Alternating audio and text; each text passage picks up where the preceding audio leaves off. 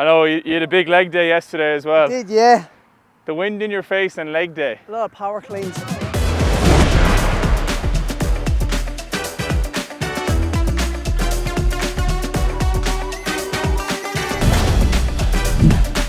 You're very welcome to the Novibet Kicking Challenge, episode number 5. So far we've seen the two Mayo lads, Aidan O'Shea, Lee Keegan got back to 45.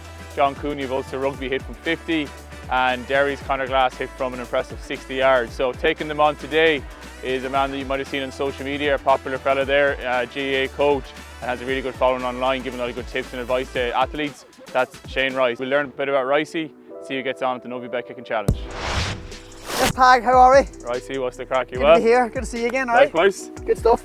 I should be able to get up to 45, hopefully that's That'd the be good. goal. Yeah. Anything, what did Conor get up there? Conor Glass get up to 60. Now that might be a push, but I'll hit 45 and we'll go from there. And yeah, confident, yeah? Fair play work to you. way up the leaderboard. What kind of prompted you to look into the social media sphere? Well, social media has been a big part of my life over the last 8 years. I probably started social media at a time where it wasn't used for what it's really used for today, and that's like advertising. I probably started, I was just documenting when I was in college, long before Instagram was used for videos, for reels. It was all photos, and it was just kind of Snapchat, documenting what I'm eating and kind of just documenting my journey as a player more so. And like, I'm only a club player, not an inter-county or anything, so I used to look up to people in America doing YouTube and stuff, and I said, wouldn't this be brilliant if there was a Gaelic version of a GA version? And I just kind of made that step, and then over the last 8 years it's went from Snapchat, TikTok, Instagram, YouTube, and it's given me so many opportunities. It's given me an opportunity to provide for my family. I've made a business out of it. Social media's given me everything. At what stage did you kind of know, you know what, this can be a career for me? Well, at the time when I started, I was doing business degree, and that probably stood to me in terms of long-term setting up my own business. But it wasn't really until I got into the personal training, strength and conditioning side of things, where people were asking for a service through Snapchat or through Instagram eventually. And I started building a website for myself. I still build my own websites, and it wasn't until people wanted that service of getting coached. But at the start I was doing programs for free and giving them out for friends, and I was just doing my own research really. I didn't even have any qualifications at that time, but as I started to quickly learn, 10, 15, 20, 30, 40 people wanted to get help. And over the years then, when I built up my qualifications through going to Canada, going to Toronto, working on the gym floor, then I said, look, I absolutely love this, and I'm doing it anyway. I train every day, I train 5 or 6 days a week, so why not make this a career? So that's really where it kicked off. Obviously there's always going to be, as we'd say, haters, and you obviously ignore the haters. Was that a thing at the beginning or not really, or how did you kind of navigate that waters? Anybody that knows me that's watching this, my personality, I don't give a whatever. So I know that haters is a good thing. You're always going to get hate whenever you're trying to do something different. I'd say there's not that much hate as much now when people are trying to start maybe the business, but back then it was totally new. Haters is a good thing, so it goes over my head completely. The worst thing in my industry is not being talked about. That's Fair play to you, no, dead right. And people that are watching that, maybe setting up their own business, whether it's in anything, you're going to come across people that don't like change or something different, so it's a good thing. That's 66 yards, that's Justin Tucker, NFL record. Yeah. Good luck getting back there. I don't think anyone's getting back there. What's but that, just 60 what? 66. Okay. Hit that in an indoor dome. Very impressive in fairness here. You have Conor Glass. Conor got to 60. He was wind assisted, but he still banged. He got every single kick back to 60, so he didn't use any mulligans. At minimum, you want to be clocking in here, get back a bit further. All good? Yeah, looking forward to it. All good. Let's get into the warm-up, so. Slight breeze in your face. We'll get that on camera for you. It's coming this way. Yeah, it's coming in your face. Yeah. Swap around, shit, another goals. No, I took us ages to set up this morning. I just want you to just line up as you would at Gaelic football. So in American football, they're usually like this distance from the ball. It's a really short little step. It all happens very fast, very close. But to warm up, and we're just warming up, you can kind of stand wherever it's comfortable and just hit 3 or 4. No warm up. I know you had a big leg day yesterday as well. I did, yeah. The wind in your face and leg day. A lot of power cleans. That's good, that's over. Sound. So that guy's hitting like this. You actually want to be hitting it like this. Gotcha. So getting that knuckle behind, the big knuckle, the hardest part of our foot behind the ball. Yeah. That's what we're after, that's a powerful contact. Here, 2 inches down, hits our toe and the ball rotates fast. It's a weak part of our foot. the ball doesn't go half the distance. So yeah, if you can try and kind of like the tongue of the lace almost, but your foot's turned over. Gotcha. When I say turned over, like your studs should be shown to kind of the camera almost.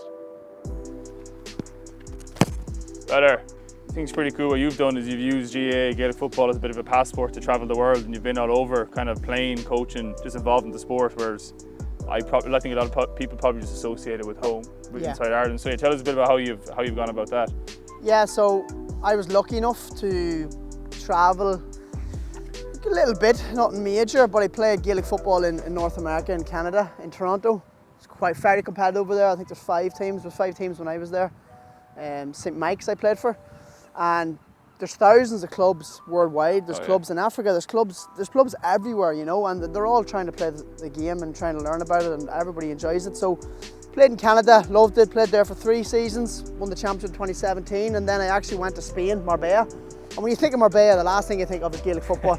So the moment I actually got there, it was Paddy's Day, we landed in Marbella, and I got a text, and Tadhg Leader is the team over there, and could not believe that there's a tournament down in the bottom of Spain. Seville, Lisbon come up and play. There's Tadhg Leader, there's Malaga, and we played tournaments there, which was a brilliant experience. A little bit different in terms of lifestyle, you know, having a few beers and stuff after training and stuff in the heat. It's absolutely brilliant. So, and that's where I met my girlfriend as well, and we have a child together. We've a life here in Dublin. So the fact that GAA just brings so many brilliant things in life just by travelling, which is great. It's class, yeah, and the ability to go do that. I mean, I met my fiance, again, I was living in Toronto, but we're getting through kicking these balls, but it's sports, you know what I mean? Yeah. But most of us in Ireland are most likely probably involved in the GAA, but it's class to think that you can use it to go just experience things outside of here. And I suppose you can always imagine you can just always come back and maybe play your championship and head off, right? Everyone has different lifestyle stuff, but I guess you're a good indicator to show there's a lot more going on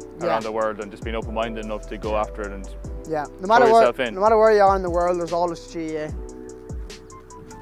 Oh! See, that's your toe again. Yeah. And you feel that the way it rotated like mad. That's why we're warming up. One more. One more, we get rolling. Better, way better. So how it's going to work is you take your first shot here, 30-yard field goal, 30 yards to the post. Every time you make a kick, you bounce back 5 yards. Gotcha. So you said at least you're getting back to Aidan O'Shea and Lee Keegan at 45, so you have to hit a couple of kicks to get back there. You're only allowed to miss once. Let's see what you got. She gets in, down the middle. Go on. Yeah, good shot. There you go, that's a really good kick. Shane Rice, not a bother to you. Not a bother to you, good man. Sigh of relief 40. there. 40 in the back pocket. Yeah, I like that one. Yo, good shot, Ricey. Go on, I think that's good. Oh, come on! Post! See the wind? Yeah, it moved. It moved. Now your mulligan's gone. That had the distance. Well, I don't really. Didn't it? Maybe, I don't know. It was around. Close. Your mulligan's gone now. Right, okay. You got to hit this to back it up. If I hit this, then I still can move on, You obviously. can still keep going back, but you don't have another miss left. Right, okay. Ah, it's easy. Plenty to spare. Plenty to spare. I will say, I thought I maybe had you like a yard close, half yard close. Slipped. But in fairness, you cleared it easily. So yeah, good man. Get after it. Go on. Off your toe. No good for you. All right. Shane Rice in beside a full forward line of Lee Keegan, Aidan O'Shea, and myself. 45 yards for the Novibet Kicking Challenge. Happy for you, especially that last kick, or after your mulligan when you missed. A bit of pressure on you there. As I said, they came last, but you backed up your word, so you nailed it. Who do you reckon current Gaelic footballer, past or present, would make the best quarterback in the NFL? Quarterback, past or present. I'm going to go with the Gooch, probably in his later days when he was playing at number 11. He could play through the lines. Pretty much what the quarterback is used for, you know, moving the ball forward. So Gooch for me, and as well he was well looked after by a lot of men around him as well. So that's what the quarterback says. There you go. Fair play. Good answer. Who do you reckon would make the best wide receiver? If you're looking at speed, first person that comes to mind is prime Jack McCaffrey. Yeah, fair. Yeah, prime Jack, 2017, 2018 Jack. He's flying it? Flying. Yeah, okay, this will be a good one for you. Who do you reckon to win the Super Bowl to kick a 45-yard field goal? Who are you putting on that? Who are you putting over the ball to nail it? I'm gonna have to go with my buddy Began, Rory. He'd bang it. I think he would. He'd He probably would. have the best experience out of the whole lot of them. So I trust him to win me a bit of money or save my life, one of the two. Sound, yeah, I'd back him as well. All right, so that's the Novibet Kicking Challenge done. 45 yards. Sound man for joining us. Last bet is to have you sign the whiteboard, clock it in officially, and that's you done. Brilliant. Sound man, right, Good you good stuff. crack. Cheers. Thanks, Tag. That's one little tip that I kind of give is when you are striking the ball, it's that extra second, split second after, just focus on keeping your head down, it gives strong body position.